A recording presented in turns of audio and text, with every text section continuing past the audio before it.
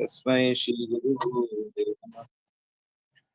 श्री चैतन्य मनोभीष्टं स्थापितं येन भूतले स्वयं रूप कदा मह्यं ददाति स्वपदान्तिकं।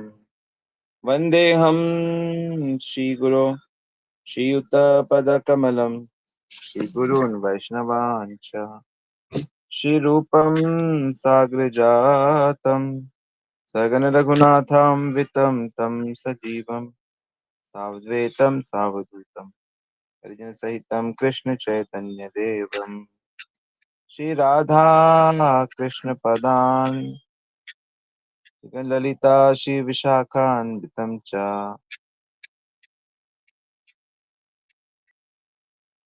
जय श्री कृष्ण चैतन्य प्रभु नित्यानंद श्री अद्वैत गदाधर शिवासादि गौर भक्त वृंद। हरे कृष्णा कृष्ण कृष्ण हरे हरे हरे राम राम राम हरे हरे।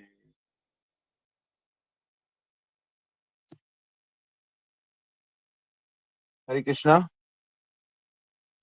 सभी का बहुत बहुत स्वागत है नृत्य श्रवण की कथा में। और डिस्कस कर रहे हैं चैतन्य महाप्रभु की शिक्षाएं।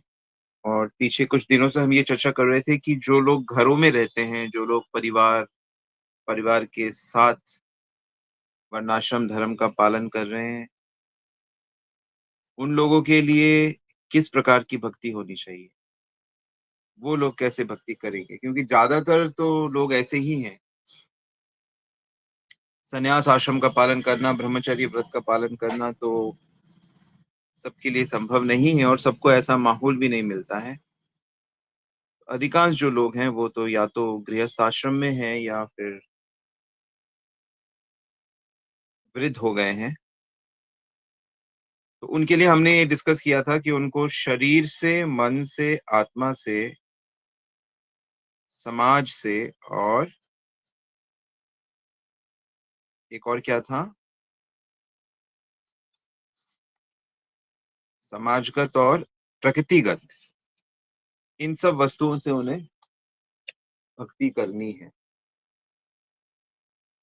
शरीर के फिर मैंने आपको बहुत सारे अंग बताए थे, आंख से, नाक से, जीभ से, देह से, जिह्वा से, वाणी से। मन से मैंने आपको बताया था कैसे आपको या स्मृति करके, ध्यान करके, भगवान की शरणागति भाव रख के, सेवक बनकर, सेवा भाव को विकसित करके और जिज्ञासा करके। आत्मगत में बताया था कि भगवान के प्रति साख्य, भगवान के प्रति भोगों को छोड़ना, अपने सुख का त्याग करना और भगवत प्राप्ति के लिए चेष्टा करना। फिर मैंने आपको देश काल और द्रव्य संबंधित भी बताया था और समाज से रिलेटेड भी चीजें बताई थी कि समाज का भी उद्धार करना। एक वैष्णव चाहता है कि समाज की भगवान की भक्ति करे, इसलिए वो कई तरह के महोत्सव करता है, प्रचार करता है, सभी जीवों को भगवत भक्ति से जोड़ने की चेष्टा करता है। तो इस तरह से वैष्णव अपना जीवन यापन करते हुए भी इस तरह का अनुशीलन करता है। अनुशीलन, भक्ति एक अनुशीलन है। अब मुझे अनुशीलन का अर्थ कौन बताएगा? मैसेज में बताइए, अनुशीलन का क्या अर्थ होता है? ये जितनी भी चीजें हैं, इन सब चीजों का अनुशीलन करना है। और अनुशीलन शब्द का अर्थ आप मुझे बताएंगे? यस, मैसेज में बताएंगे।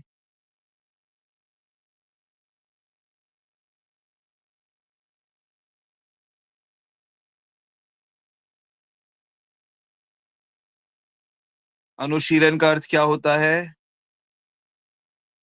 पालन करना।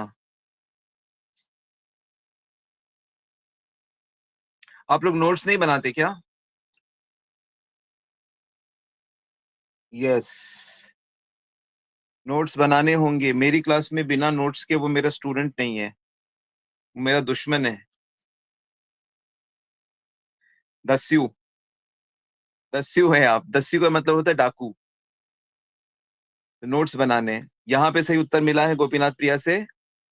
जिस कार्य को नित्य करना है, मरते दम तक करना है, इस संकल्प के साथ, उसको अनुशीलन कहेंगे।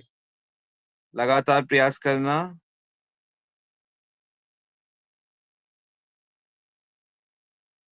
शरीर मन वाणी द्वारा जीवन पर्यंत भक्ति करना। बिल्कुल स्नेहा माता जी, बिल्कुल सही। जीवन पर्यंत। शांति माता जी बिल्कुल ठीक। जी। जिस भी भक्ति के अंग के प्रति, जितने भी हमने अभी तक डिस्कस किए, उसके प्रति आपका ऐसा भाव है, जीवन पर्यंत मुझे उसे करना है, तो वो अनुशीलन कही जाएगी और वही भक्ति में मानी जाएगी। भक्ति में तब मानी जाएगी जब आप उसके प्रति एक चीज और जोड़ दो। अब आप मुझे बताइए वो क्या चीज है। एक चीज तो आपने जोड़ दी कि मुझे उसे मरते दम तक करना है, मुझे उसे सदा करना है, ठीक है ना, जब तक। लेकिन वो अभी भी पूरी भक्ति नहीं मानी जाएगी। पूरी भक्ति, वो शुद्ध भक्ति कब मानी जाएगी? कौन बताएगा? आप किसी क्रिया को, जो भी इतनी सारी चीजें बताई गई, वो आप जब तक जियोगे तब तक करोगे, ठीक है।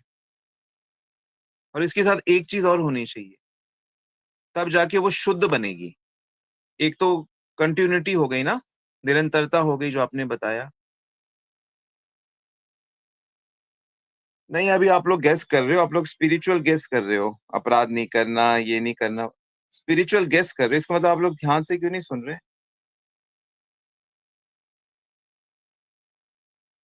किसी ने भी ठीक नहीं लिखा है।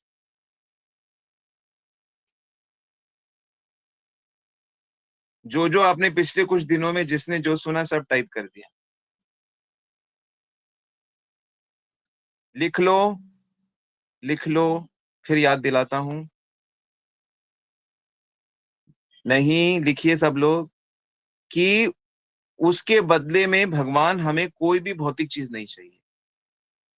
अपना सुख नहीं चाहिए, अपेक्षा नहीं होनी चाहिए अहेतु की। लिख लो, निरंतरता और अपने भौतिक उन्नति के लिए भगवान से कोई फेवर नहीं चाहिए। तब जाके वो एक्ट क्या बनेगा? शुद्ध भक्ति बन जाएगा। उसके पहले वो मिश्रित है। और शुद्ध भक्ति जब तक वो आपकी क्रिया नहीं बनेगी, तो शुद्ध भक्ति के जो फल हैं, मतलब जो उसका जो जो भी उसका है, वो आपको कैसे होगा, उस आपके जीवन में वो घटना कैसे घटेगी? क्या घटना घटती है कि शुद्ध भक्ति जो करता है उसे भौतिक चीजें तंग नहीं करती। तो आपकी, आपका साधना, आपका जप, आपका सब जब शुद्ध भक्ति बना ही नहीं है, तो आप, तो सांसारिक चीजें आपको तंग करेंगी करेंगी। क्योंकि शुद्ध भक्त को वो सांसारिक चीजें तंग नहीं करेंगी। तो आप शुद्ध भक्ति क्यों नहीं करते? अच्छा, अब बताइए। अब तो मैंने एक्सप्लेन कर दिया। अब बताइए शुद्ध भक्ति क्या है, उसमें कौन सी दो चीजें होनी चाहिए?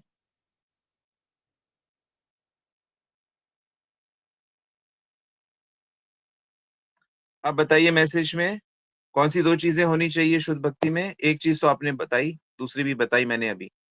दोनों को बताइए। यस। निरंतरता और कोई अपेक्षा नहीं, अहेतु की, अप्रतिहता, अहेतु की। हाँ, अब ठीक लिख रहे हैं आप लोग। निरंतर और अपनी भौतिक उन्नति के लिए कुछ नहीं, हाँ, बिल्कुल। अरे भाई साहब, हम आपके लिए इतना कुछ कर रहे हैं, आप हमारे लिए कुछ नहीं कर रहे हैं।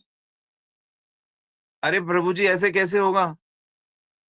भौतिक अपेक्षा नहीं, अहेतु की, अप्रति, हाँ, अनुशीलन का मतलब ही होता है कंटिन्यूअस रहेगी। और प्रभु, मेरे को अपने लिए कुछ नहीं चाहिए। मैं नहीं चाहती आप मेरी बीमारी ठीक करो, मैं नहीं चाहती कि आप मेरी सैलरी बढ़ाओ, नौकरी दिलाओ, या मैं नहीं चाहती कि आप मेरा बेबी हो जाए। नहीं, मैं आपसे कोई मटेरियल फेवर नहीं चाहती। हाँ, भक्त होना चाहिए मेरे जीवन में। भक्ति, तो ये जो समझ है, इस समझ के साथ ही चैंटिंग करनी है, इस समझ के साथ ही गुरु की आज्ञा का पालन करना है, इस समझ के साथ ही भगवान का श्रृंगार करना है। ये दो चीजें होनी चाहिए। आप खुश रहो, आप सुखी रहो, आप सुंदर लगो, आप अपने भक्तों पे कृपा करो, आप अपने को उसमें मत डाल दो। तब जाके आपकी जो क्रिया है वो भक्ति बन जाएगी। याद रहेगा? लिख लिया अगर आपने डायरी में ठीक से? मंजू माता जी, लिख लिया आपने?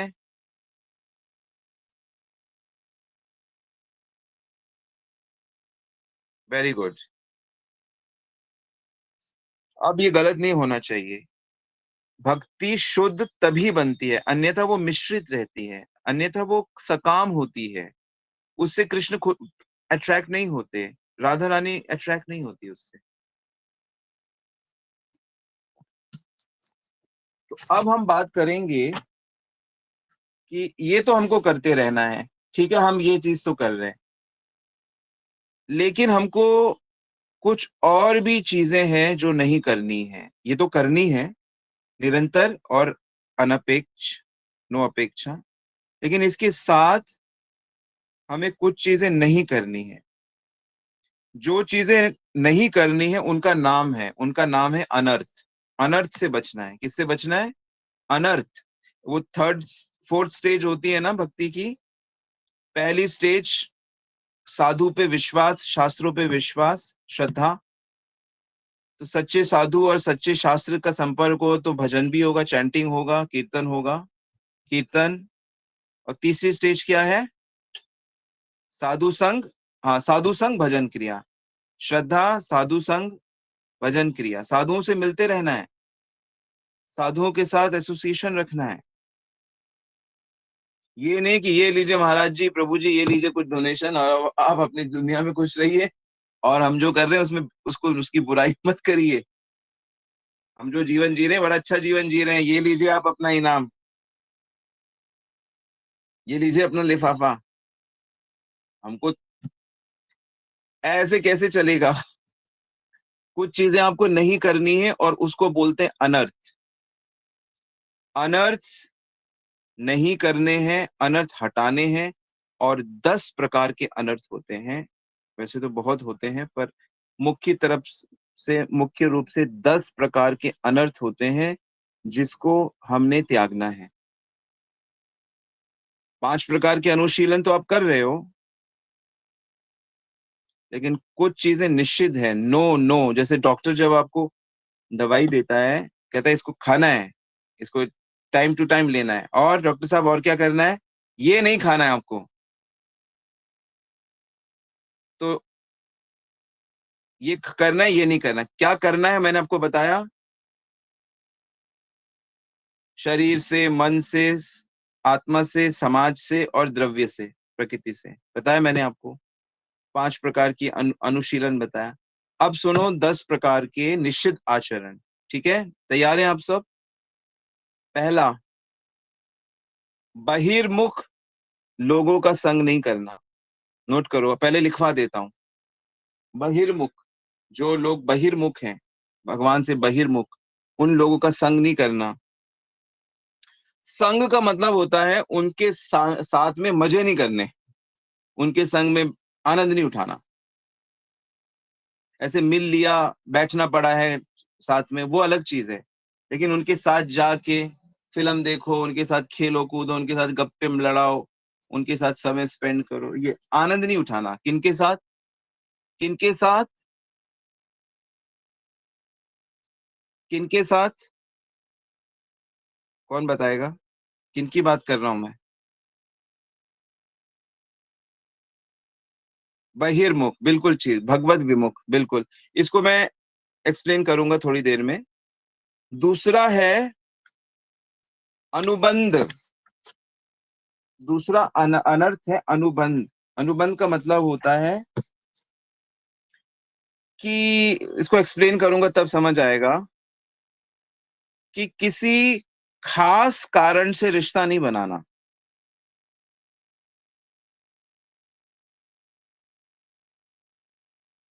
ठीक है, कोई दूसरा मोटिव नहीं होना चाहिए किसी के साथ फ्रेंडशिप करने का। इसको बोलते हैं अनुबंध। बंधन, अनु लेकिन अलग वाला। जैसे मान लो मैं एक साधु हूं और मेरे लोग कहेंगे अगर गुरु जी हम आपके शिष्य बनना चाहते हैं, और मैं कहूंगा अच्छा देखूं तो इसका इसका कितना बैलेंस है, इसका कितना धन है, ऐसा तो शिष्य होगा तो मजा आ जाएगा। तो तो ये अनुबंध हो गया मेरा, शिष्य का अनुबंध हो गया। तो भक्ति छोड़कर कुछ और चीज के साथ संबंध बना देना, कुछ और कारण से संबंध बना देना, इसको इसको त्यागना होगा।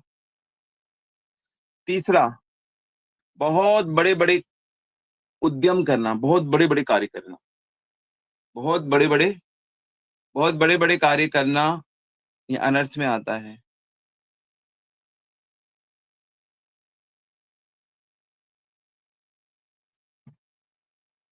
बड़े बड़े मंदिर बनाओ, बड़े बड़े आश्रम बनाओ, फिर सबके आगे भीख मांगते रहो। शास्त्र में कहता क्या जरूरत है, हमारा मंदिर सबसे ऊंचा होगा, हमारा सबसे बड़ा मंदिर होगा। तो किसी को ऐसा करना नहीं चाहिए। हाँ, गुरु ने आज्ञा दी है वो अलग चीज है, गुरु आज्ञा दे वो अलग चीज है, लेकिन कोई इस तरह से सोचे मैं बहुत बड़े बड़े उद्यम नहीं करने चाहिए। चौथा, बहुत सारे अनेक ग्रंथों का अभ्यास, अनेक ग्रंथों की व्याख्या नहीं करनी चाहिए।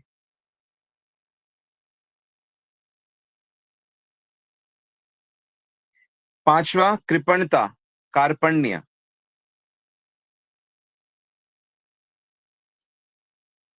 छठा, वशवर्तिता।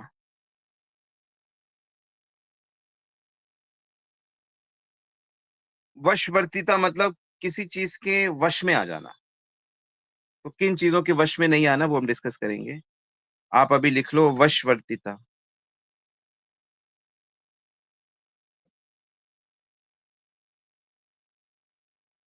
सातवां, अन्य देवताओं के प्रति अवज्ञा, दूसरे देवताओं की अवज्ञा करना। आठवां, दूसरे प्राणियों को उद्वेग देना, उद्वेग मतलब कष्ट देना, दूसरे जीवों को कष्ट देना। लिख लिया। और 10वां है सेवा अपराध, 9वां है सेवा अपराध नाम अपराध।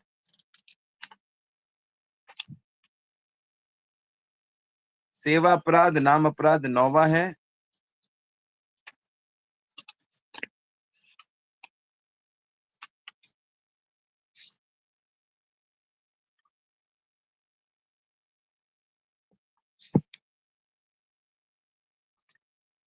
और 10वां है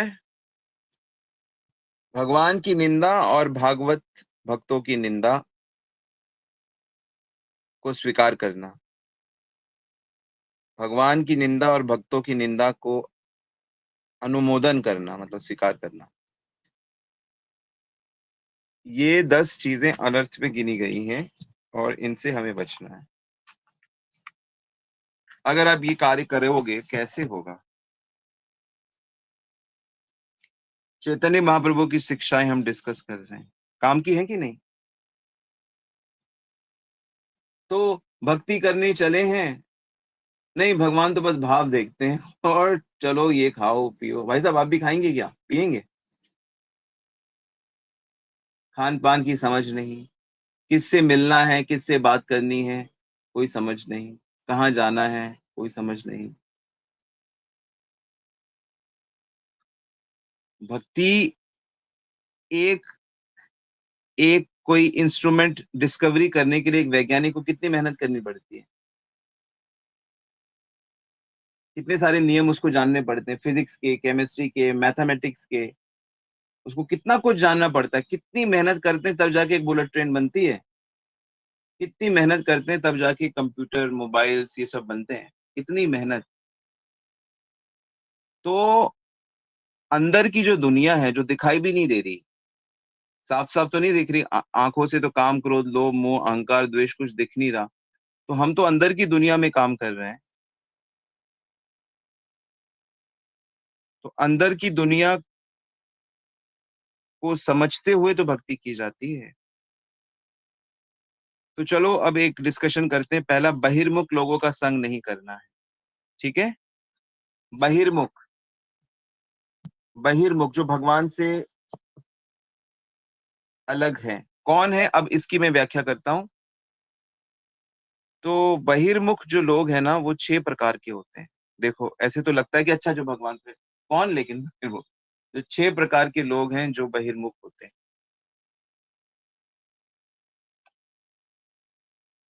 6 प्रकार के लोग होते हैं जो बहिर्मुख होते हैं भगवान के। उनका हमें उनके साथ हमको बैठ के आनंद नहीं उठाना है। कौन से हैं? एक, पहले वो हैं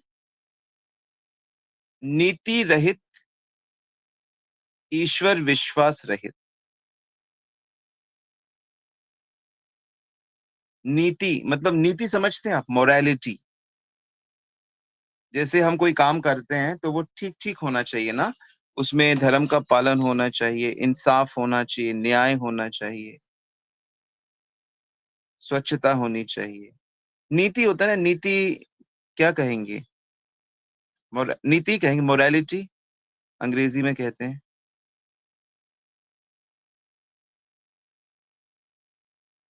तो कोई भी वो काम करते हैं, वो नीति उसमें पालन नहीं करते नीति का।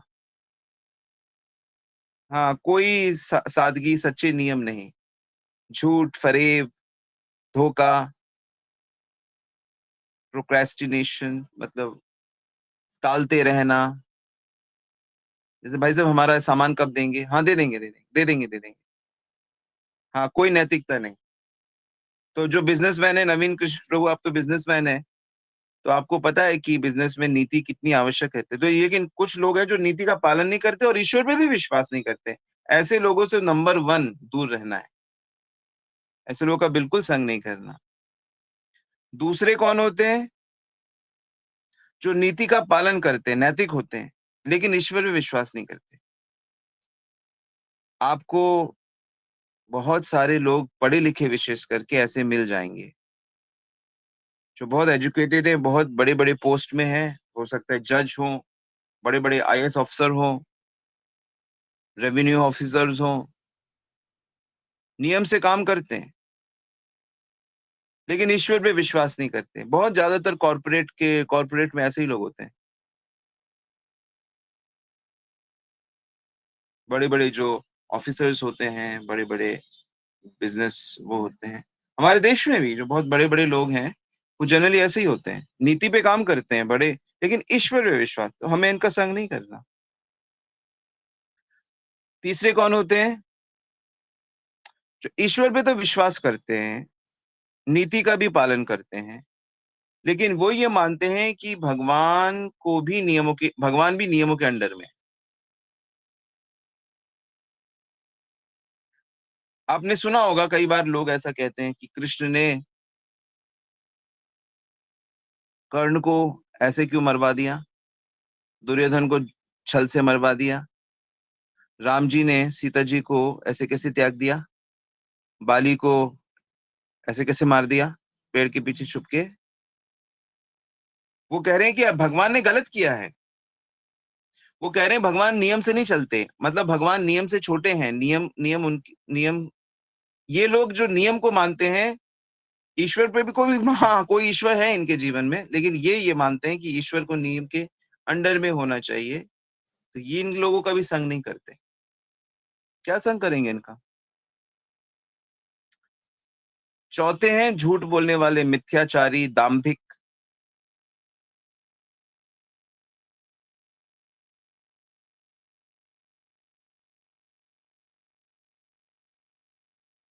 मिथ्याचारी जहां इनको मौका मिलता है उस तरफ को पलट जाते हैं, जहां इनको लाभ होता है उस तरफ के हो जाते हैं। बाहर से दिखाएंगे कि हम भी भक्त हैं, लेकिन जहां इनका स्वार्थ सिद्ध होता है उधर चले जाएंगे। इनका मुख्य उद्देश्य ये नहीं होता कि भगवान की भक्ति हो। इनका मुख्य उद्देश्य होता है कि हमें हमारी बढ़ोतरी हो, हमें सम्मान मिले, ऐश्वर्य मिले। बाहर से ये धर्म का बेड़ा पहन के रखते हैं, बाहर से तिलक भी पहनेंगे, नाम भी लेंगे, लेकिन जहां इनका वो सिचुएशन आती है उस तरफ टर्न हो जाते हैं। अंदर भीतर छुप छुप कर ये स्त्री का चिंतन करते हैं, प्रतिष्ठा, धन, कनक, कामिनी, प्रतिष्ठा, बाघिनी। इन लोगों का संग नहीं करना चाहिए। और एक मजे की बात यह है कि जब तक हम शुद्ध भक्ति को समझेंगे नहीं और जब तक हम शुद्ध भक्ति को करेंगे नहीं, हम इनको पहचान भी नहीं सकते। भक्ति बढ़ती है सच्चे संग से, अच्छे संग से। केवल हमारी रुचि केवल भक्तों की सेवा है, केवल भगवान का नाम, रूप, गुण, लीला की चर्चा है। हमारा मूल उद्देश्य भगवान को सुखी करना, भक्तों को सुखी करना है।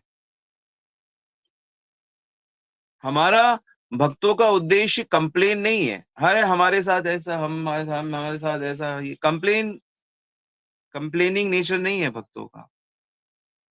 शुरू शुरू में मे भी जब कच्चा है तो ऐसा कर सकता है, लेकिन उसको भक्त संग में जल्दी ये बात समझा दी जाती है कि सहन करना है, कंप्लेन नहीं करना, गुरु की आज्ञा माननी है, सुबह उठना है, नाम करना है। धीरे धीरे जब चेतना शुद्ध हो जाएगी समझ जाएगा।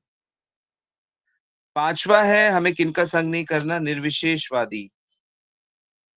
निर्विशेषवादियों का संग नहीं करते, जो भगवान को कहते हैं क्या, निराकार, कोई रूप नहीं, रंग नहीं, परम सत्य निराकार है। उनका दास बनना तो बस साधना है, असली में तो उनमें लीन होना है। ये नहीं कि हम हमेशा ही भगवान के दास बने रहें, ये उनका लक्ष्य नहीं है, और उनमें समा जाना है। तो हमें निर्विशेषवादियों का, मायावादियों का से हमको दूर रहना है। और छठा है बहु ईश्वरवादी से दूर रहना है। बहु ईश्वरवादी मतलब जो बहुत सारे, सभी को ईश्वर मान लेते हैं। नहीं, ईश्वर ईश्वर में भी भेद है।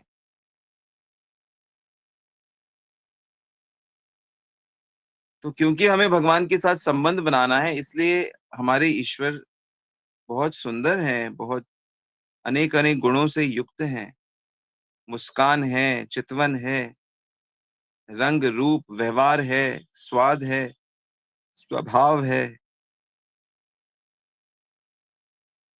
क्योंकि जो बहुत बहुत ईश्वरवादी होते हैं वो एकनिष्ठ नहीं होते, वो एकनिष्ठ नहीं होते, समर्पित नहीं होते, अनन्य नहीं होते।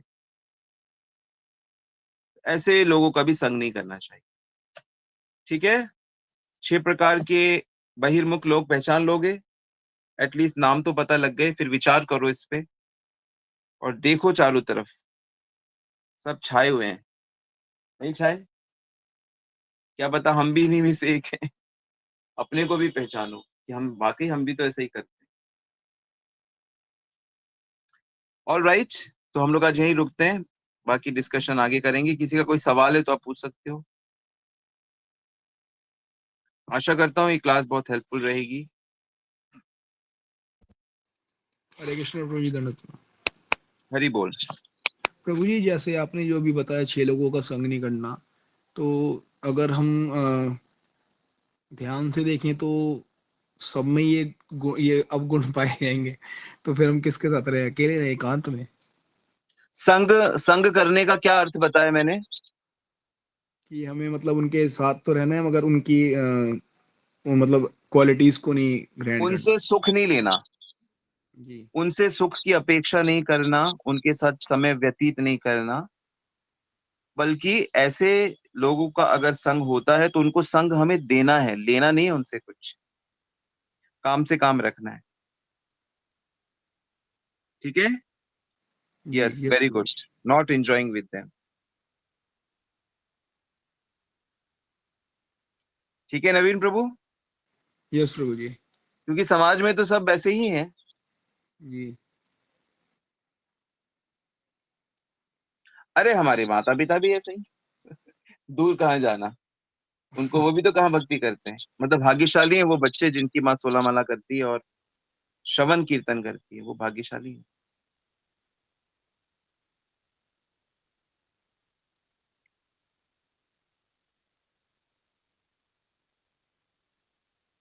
क्योंकि मिथ्याचारी भी 16 माला करते हैं, ऐसा नहीं कि मिथ्याचारी 16 माला नहीं करते।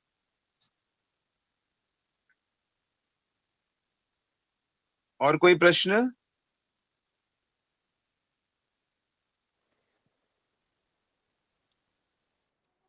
प्रभु जी एक प्रश्न और था, जैसे आपने अभी बताया कि मिथ्याचारी भी 16 माला करते हैं, तो मगर भगवान तो ये कहते हैं ना प्रभु जी कि ये जो मेरा एक नाम भी लेता है तो वो भी वैष्णव कहलाएगा। तो फिर हम उनका हाँ, संग कैसे करें प्रभु जी, मतलब नहीं ना तो करें तो वैष्णव, मिले। वैष्णव है उसको प्रणाम करो मनी मन, संग ना करो। निंदा पि शून्यम इप्सिता संग लभ्या। जो निंदा नहीं करता किसी की भी, उसका संग करना है।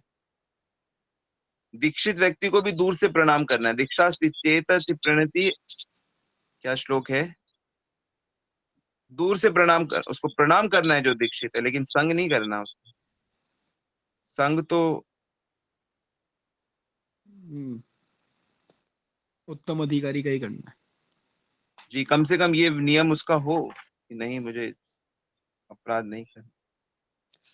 जी प्रभु जी, थैंक यू प्रभु जी, हरे कृष्ण धन्यवाद। चौथा अनर्थ क्या है ये, मंजूलाली पूछ रही है। कार्पण्य,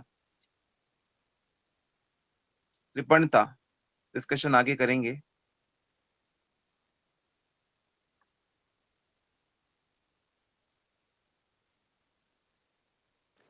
हरे कृष्णा प्रभु जी, दंडवत प्रणाम। हरि बोल। यस। प्रभु जी, यही सेम क्वेश्चन थोड़ा सा मेरा भी है कि जैसे व्यवहार में कई बार बहुत समस्या आती है, समझ नहीं आता व्यवहार कैसे करें। जब जैसे बाहर जॉब के लिए जाते हैं तो हम नहीं इंटरेस्ट लेते हैं पर्सनली ज़्यादा एंटरटेनमेंट में या बहुबात में, लेकिन प्रभु जी जो एसोसिएशन होता है वो हमें उसी में घसीटने की कोशिश करता है। तो ऐसे में प्रभु जी हम उनके साथ डील कैसे करें? नहीं, अच्छे कपड़े पहनो। ऐसा तो नहीं है कि आपको कपड़े, गंदे कपड़े पहनने के लिए कह रहे हैं। आप अच्छे कपड़े पहनो, ऐसे भी नहीं कह रहे कि आप बिल्कुल ही फीके कपड़े पहनो। प्रेजेंटेबल रहो, क्योंकि माहौल के हिसाब से हमें चलना होता है। तो स्त्री को अपनी रिस्पेक्ट के लिए अपने को, अपने शरीर को ठीक से ढकना है, प्रेजेंटेबल रहना है, साफ सुथरा रहना है। और सुंदरता जो है, अभी तो लोग कपड़े और चीजें सुंदरता के लिए, सुंदरता वो आपका व्यवहार है। हम वैष्णवों की जो आभूषण है वो हमारा व्यवहार है। तो उसको अपने सद आचरण और सद व्यवहार से आप वास्तव में सुंदर दिखते हो। आपको मेन क्रक्स समझ में आया? प्रभु जी, मेरा प्रश्न ये है, जैसे आपने बताया था कि ये जो 5 कैटेगरीज हैं इनका संग नहीं करना है हमें, तो जैसे अगर हम थोड़ा-सा जैसे संग देना हमारा है, संग करना नहीं है। अभी मान लो आप एक गाड़ी में जाते हो और उसके में आपकी सारे मित्र लोग उसमें जाते हैं, और सेम ऑफिस की गाड़ी है या ऑफिस में जाते हो, वहां पे सब लोग ऐसे हैं। तो वहां पे उनके साथ मुझे सुख लेना है, ये भावना नहीं होनी चाहिए। क्योंकि वो डिवोशन नहीं कर रहे हैं, तो उनसे वो सुख तो मिलेगा ही नहीं। वो तो उलझा देंगे भौतिक क्रियाओं में, भौतिक भोग में। तो उनका संग नहीं लेना। तो क्या करना है, काम से काम रखना है, काम से काम रखना है। और जहां संग की बात आती है कि चलो मिलकर कुछ, तो वहां पे मेंटेलिटी, उनका एसोसिएशन लेना नहीं है, उनको एसोसिएशन देना है आपने, कि उनको स्पिरिचुअल एसोसिएशन मिले। जहां मौका मिले कृष्ण के बारे में बताओ, जारे देखो तारे कहो कृष्ण उपदेश। इस तरह से जीना है। क्लियर? जी, जी प्रभु जी, हरे कृष्ण। लिख लो इसको, ये बहुत सूक्ष्म है। मुझे एसोसिएशन, मुझे नहीं चाहिए कुछ इनसे। ना मुझे इनकी जैसे रूपवती बनना है, ना मुझे इनकी जैसे सुगंधित चीजें प्रयोग करनी है, ना मुझे इनकी जैसे अट्रैक्टिव दिखना है। मुझे तो कृष्ण कॉन्शियसनेस अंदर से बढ़ाना है अपना, कृष्ण से रिलेशन बनाना है। और लेकिन अब भगवान ने मुझे इनका सिस्टर बनाया है, इनका ब्रदर बनाया है, इनका कलीग बनाया है, इनकी एम्प्लॉय बनाया है, तो इनको एसोसिएशन देना है। जहां मौका मिलेगा कृष्ण को प्रमोट करो, गीता को प्रमोट करो। और जी प्रभु ओबीडियंट, जी। ओबीडियंट रह के अपने अपने कर्तव्यों को बड़े परफेक्टली करो। जब आप अपने कर्तव्यों को परफेक्टली करोगे तो लोग आपसे एसोसिएट करना चाहेंगे, आपसे सुनना चाहेंगे, आपसे सीखना चाहेंगे। आपके व्यवहार से वो डिफिकल्ट टाइम्स में भी कूल है, सपोर्टिव है, कोई निंदा नहीं करती, बैक बाइटिंग नहीं करती, तो ये सब डिवाइन क्वालिटीज से ही तो डिवोटीज बनाते हैं। फिर प्रचार ऐसे ही तो होता है। आपनी करे ना धर्म सिखाना न जाए, चैतन्य महाप्रभु कहते हैं जब तक खुद फॉलो ना किया जाए तब तक आप प्रीचिंग नहीं कर सकते, दूसरों को कृष्णा नहीं दे सकते। फूल में खुशबू होगी तभी तो दूसरे अट्रैक्ट होंगे। प्रभु जी जैसे हमारी भक्ति तो नहीं उससे क्षीण होगी, जैसे हम ज्यादा किसी से जब बात करते हैं तो हमारी कृष्ण कॉन्शियसनेस उस टाइम पे जाने लगती है, तो हमारा ये ध्यान सत्संग हटने किस लिए लगता है है? भगवान से। जैसे गंगा जी ने कहा कि प्रभु सब लोग आके गंदगी मुझ पे छोड़ देते, अब मैं क्या करूं, मेरा क्या होगा? तो भगवान ने क्या कहा, रे भगवान के भक्त, मेरे भक्त आएंगे ना, वो जब तुम्हारा संग करेंगे तो तुम उससे पवित्र हो जाओगी। तो आप अपना डिवोटी एसोसिएशन रखो स्ट्रांग, रेगुलर श्रवण करो, डिवोटीज का संग करो, उठो बैठो सेवा करो, टेम्पल जाओ, तो उससे धीरे धीरे आपको वो स्ट्रेंथ मिलती रहेगी और उसी स्ट्रेंथ को वहां डिस्ट्रीब्यूट करते रहना। घबराओ मत, ठीक है? कहाँ जी रहते हो आप? Prabhu ji, Prabhu ji Kanpur. Okay, all the best. कोई और प्रश्न किसी का? हरे कृष्ण प्रभु जी, धन्यवाद प्रणाम। आउट ऑफ द जी माता क्वेश्चन जी। क्वेश्चन कर रही हूँ एक, कि अगर हम रोज कृष्ण जी को तुलसी पत्ते बहुत सारे चढ़ाते हैं तो उनका हमें क्या करना चाहिए प्रभु जी? उसको आप खा भी सकते हो, किसी को दे भी सकते हो, ये या क्वांटिटी उसको ज्यादा है आप इसलिए तो नहीं खा सकते ना प्रभु जी। पानी में बहा सकते हो, पेड़ की जड़ों में रख सकते हो, कुछ भी कर सकते हो, बहुत सारी तरीके। ओके। ठीक है। और जैसे अगर अगर जैसे बाकी भी वृंदावन से अगर पूरा हार लेके आते हैं तो उसे भी पानी में परवाह कर दें? हाँ हाँ, बिल्कुल बिल्कुल, पानी में कर सकते हैं, किसी पेड़ की जड़ में रख सकते हैं, खाद में उसको रख सकते हैं, पौधों में डाल सकते हैं, कोई दिक्कत नहीं। गार्डन है ओके। ना आपके यहाँ? हाँ हाँ हाँ। हाँ तो बस क्या दिक्कत है? ओके। तो प्रभु जी, शिव जी को तुलसी दल क्यों नहीं चढ़ता? हम नहीं चढ़ता, वो कहते हैं कि जो मेरे उनको डायरेक्ट नहीं चढ़ता, वो प्रसाद रूप से तो ग्रहण करते हैं शिव जी। अच्छा आप प्रसाद की भावना से उनको दे सकते हो, कृष्ण को चढ़ा अर्पण उनके सामने रख सकते हो, बहुत प्रसन्न होंगे वो। अच्छा, जैसे हम कोई भोग लगा रहे हैं तो उसमें रख हाँ सकते हैं? बिल्कुल बिल्कुल, कृष्ण अच्छा को तो जैसे। कृष्ण चरणामृत, शिव जी को तो कृष्ण चरणामृत चाहिए, उनको तो प्रसाद चाहिए। उस भाव से ओके। देखना है शिव जी को। अच्छा अच्छा अच्छा अच्छा। ओके। ठीक ठीक है। है। Okay, Hare thank you. Krishna Prabhu ji, Narayan प्रणाम। हरि बोल। प्रभु जी, जैसे अब क्लासेस बहुत टेक्निकल हो रही है, जैसे चैतन्य महाप्रभु की टीचिंग्स बहुत सारे अपने पॉइंट्स बताए हैं और मैं अपनी कॉपी भी मेंटेन कर रहा हूँ, बट अभी भी लाइक बहुत अब टेक्निकल हो रहा है, तो मैं इसको याद कैसे रखूँ? और काफी तो पहला पहला डिफिकल्ट हो रहा है। इंटरेक्शन है ना आपका इन शिक्षाओं से, तो इसका इंटरेक्शन आपका बार बार होगा और धीरे धीरे तो फिर ये नॉलेज आएगी ना आपके अंदर। पहली बार में आप कहो कि मैं सारे कॉन्सेप्ट समझ जाऊंगा और परफेक्ट हो जाऊंगा, ऐसे थोड़ी होता है, धीरे धीरे होगा ना। पर ये भाग्य की बात है कि ये सब चीजें सुनने को मिल रही है ना, तो नोट करते जाओ और धीरे धीरे देखना आप इसको सबको इम्बाइब कर लोगे, सोख लोगे अपने अंदर।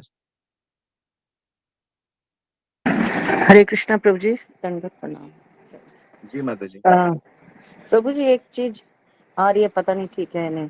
जैसे हम माला करते हैं, नाम जप करते हैं तुलसा जी के उस पर माला पे, तो क्योंकि वो वृंदा रानी ही हैं, राधा रानी के स्वरूप हैं, तो जो माला करते हैं कई बार उंगलियां बहुत टाइट या हम बहुत मतलब हार्श उसमें चलाते हैं, तो ऐसे लगता है कि कहीं हम कोई वो तो नहीं कर रहे, मतलब बहुत हार्श तो नहीं हो रहे उनके ऊपर, क्योंकि हम नाम माला में मनकों में, या जैसे हम कहते हैं हमें उनका स्वरूप देखना है कि वही है वो ना, वो खुद प्रेजेंट होते हैं उस टाइम पे।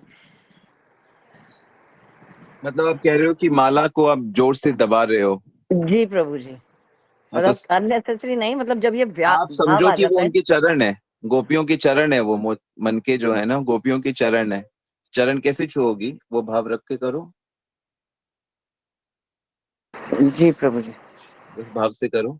चरण छू रही हूँ, सोचो 108 गोपियां खड़ी हैं जो कृष्ण की प्रिय सेविकाएं हैं, और सबके चरण छू के कहना है कि हे राधा रानी, हे राधा रानी की सखियों, मुझे कृष्ण की सेवा दे दो। क्योंकि माला का तो मतलब ही होता है हे मुझे कृष्ण की सेवा दे दो, तो ये तो और सुंदर भाव हो सकता है। जी प्रभु जी, हरि धन्यवाद। बोल। ऑल राइट, तो हम लोग यहीं रुकते हैं। Thank you very much. Srila Prabhupada की जय, श्री गुरु महाराज हरे की कृष्णा जय, प्रभु जी, समस्त भक्त हरे लोगों की कृष्णा जय। प्रभु जी, दंडवत प्रणाम प्रभु जी। गॉड प्रेमानंदी। हरि हरि बोल। आप क्वेश्चन फिर कल करेंगे, आज टाइम एक्सीड हो गया। राम प्रभु जी, ठीक है। ठीक है प्रभु जी।